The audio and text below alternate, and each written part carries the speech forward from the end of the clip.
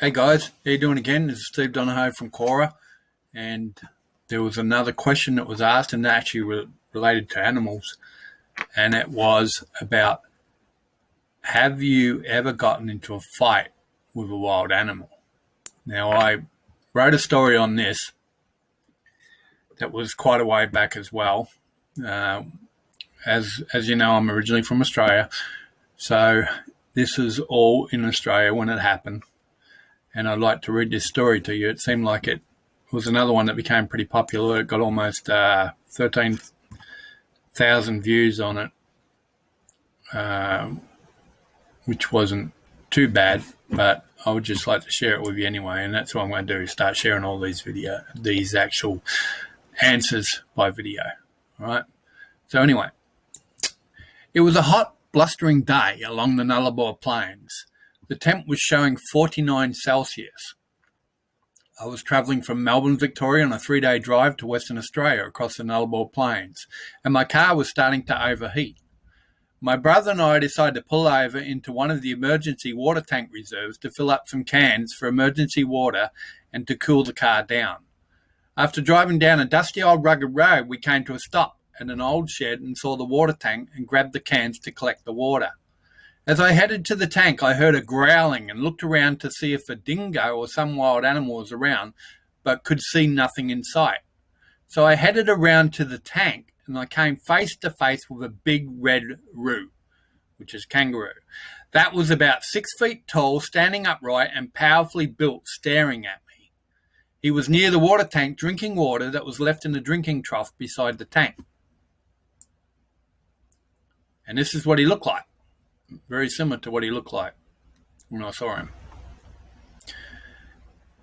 This was a standoff and staring match between us two. As I got closer, it started growling. That same sound that was heard beforehand. I never knew a kangaroo actually growls like a dog when threatened, and they stomp their feet also. I needed water, but this kangaroo stood his ground and showed his aggression towards me. As we stared each other down, I very slowly walked backwards, not turning myself away from this dominating animal. At any moment, if I saw it move, I was ready to hightail it back to the car. So slowly keeping focus on the kangaroo, I moved back one step at a time as it continued to growl at me. It stayed in the same position, upright, with its chest and muscle definition looking like a bodybuilder exhibiting themselves. I had heard of kangaroos attacking people and was not ready to take any chances if it would. If it would lunge at me from watching animal shows and how to react, I just continued to walk backwards, watching for any slight movement of attack. Finally, when I lost sight of the kangaroo behind the tank, I turned and ran back to my car. My brother had waited at the car while I headed to the tank, and he could see the fear on my face. I jumped in the car, and he wanted to know what was making me run, and I told him my encounter with the big red. Robert was my younger brother, 3 years younger than me, and he started saying we need to stay in the car. I agreed, and we stayed in that car for the next hour, sweating profusely as the unrelenting heat magnified through the metal body. We did have water in other containers for drinking purposes, but we decided to use that to fill the radiator instead. We decided just to get back on the road and let the big red alone.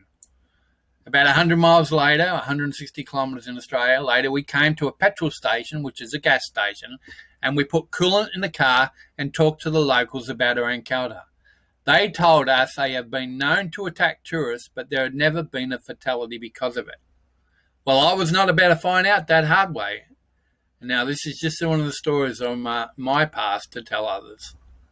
So this kind of little story that was told in regards to what actually happened, and this is what the actual kangaroo looked like from the description that I can remember.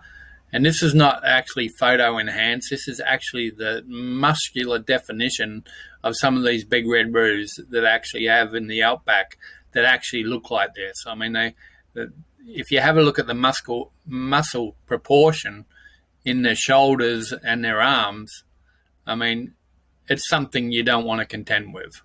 And you can't see his big legs, but he'll get back on his tail and he'll use that as a counter to kick you, you kick you, and they can knock you a 200-pound man 10 feet. That's how powerful they are. So I thought I'd share that one. Just subscribe, let me know, comments on that, what you thought of that one. Okay, thanks. Bye.